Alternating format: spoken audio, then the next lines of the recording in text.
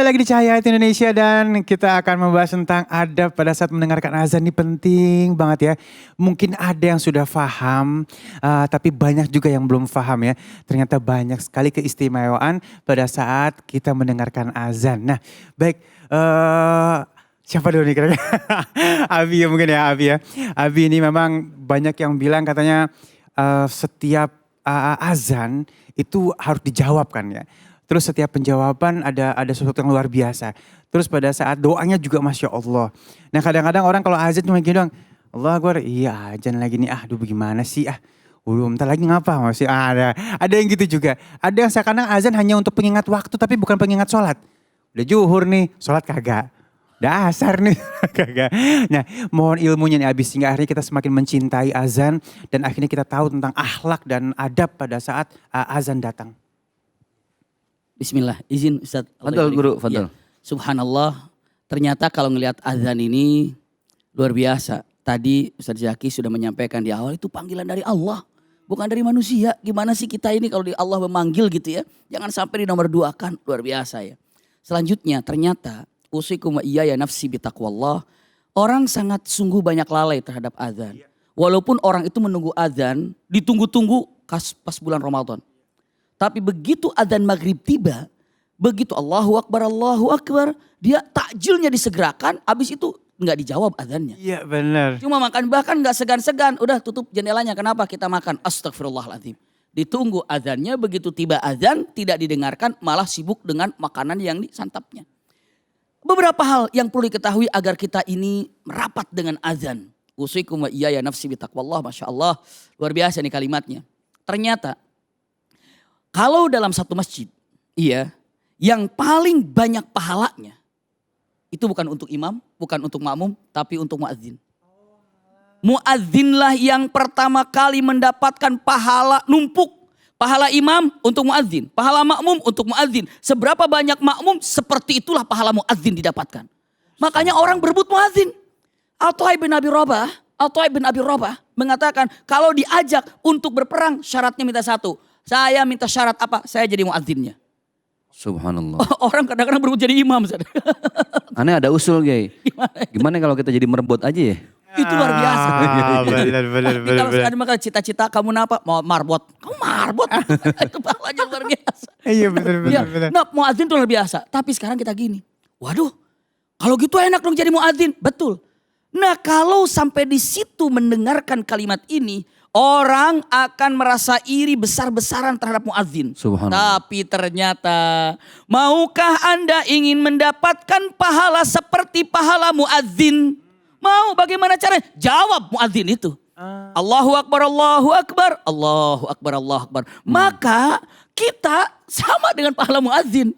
Masya Allah. Tapi inilah dia, sekali lagi ya urutannya. Paling besar pahala bagi orang yang hadir di situ adalah muadzin.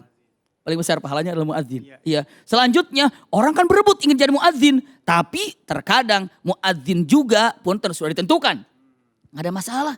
Dia sudah muadzin 1, muadzin 2, muadzin 3. Kalau misalnya saya tidak bisa adzan, gak ada masalah. Kenapa? Saya akan jawab daripada adzannya. Sehingga saya mendapatkan pahala tersebut. Masya Allah. Ini dia. Terkadang orang menganggap enteng terhadap adzannya itu. Subhanallah. Mbak kalau sedang berhenti apa saja dengarkan. Terus ada pertanyaan, nah kalau saya dengar di TV bagaimana? Kalau saya dengar di radio bagaimana? Kalau saya dengar di handphone bagaimana? Gitu kan? Ternyata para ulama tanpa merasa hormat dengan perbedaan pendapat ini, Anda disunahkannya bahkan dianjurkannya untuk mendengar dan menjawab azan ketika di situ ada berjamaahnya. Di handphone ada berjamaah nggak? Cuma azan doang. Jadi kalau di masjid itu dengarkan karena itu hal yang luar biasa. Iya, dengarkan. Apalagi kalau di handphone ya hanya handphone, hanya untuk mengingat mungkin tadi dikatakan. Tapi kalau di masjid mengingat dan mengajak. Subhanallah itu kalimatnya. Hal yang terindah lagi punten. Masya Allah. Kalimat yang luar biasa ternyata. Ya Rabb. Salah satu hal yang indah.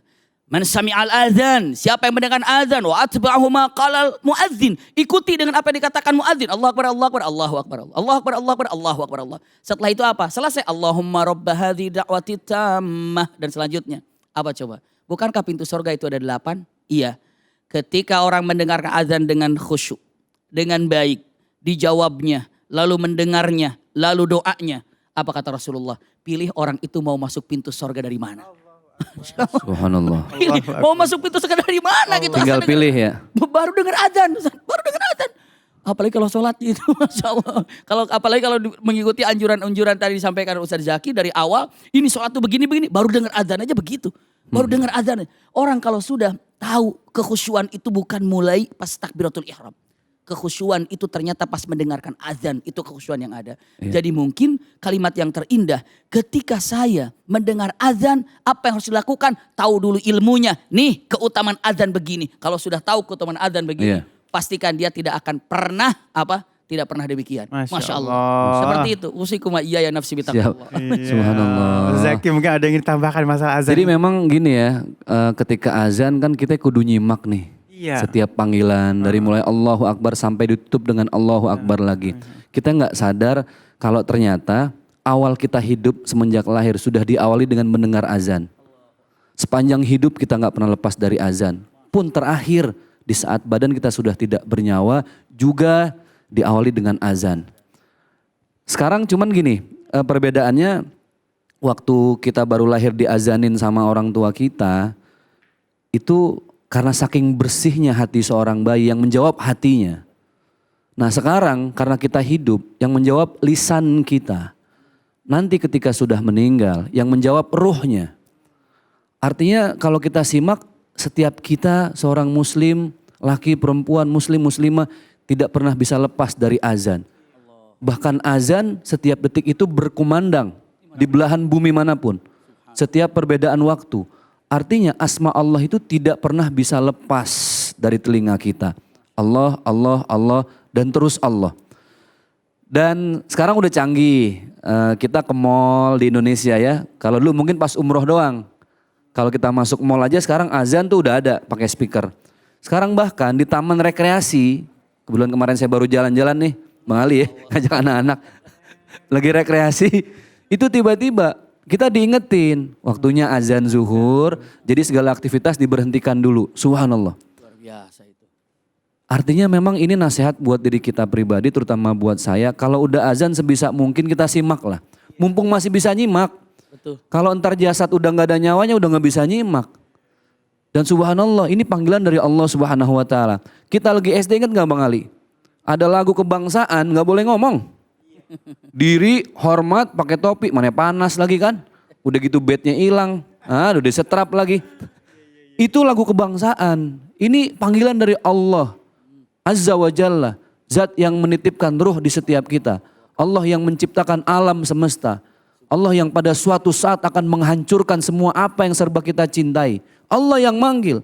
Kenapa kita tidak luangkan sejenak saja untuk menyimak kalimat itu, masuk dalam telinga, kita resapkan dalam hati, setiap kalimatnya Allahu Akbar, Allahu Akbar, Allah Maha Besar. Kita jawab.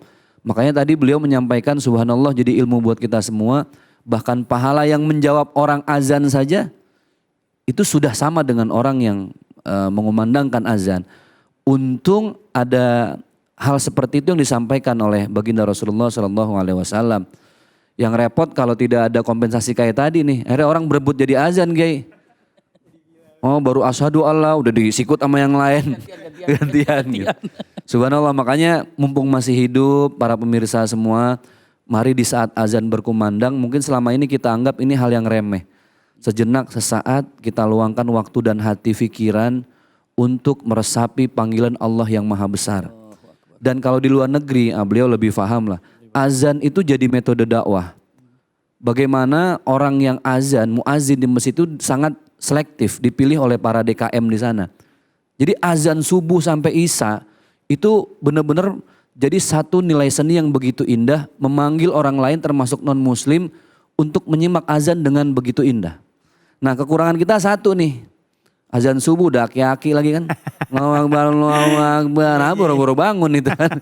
Ini perlu diperbaiki mungkin gitu. Masya Allah. Supaya jadi metode dakwah terbaru lah. Masya Allah, terima kasih guru-guruku nih. Azan ini juga ada yang bilang al-awal ru'yah. Jadi kalau misalnya udah kita jawab ada azan, maka setannya pada kabur semua. Jadi kita dimudahkan untuk berangkat untuk ibadah. Masya Allah ya. Jadi penting banget azan ini. Dan mudah-mudahan tadi yang apa disampaikan oleh guru-guru kita menjadi motivasi buat kita semuanya. Baik, sesaat lagi kita akan ngaji yuk bersama guru kita Al Ustadz Azhari Nasution. Siapkan Al-Quran ya. Jangan kemana-mana, tetap bersama kami di Cahaya Hati Indonesia.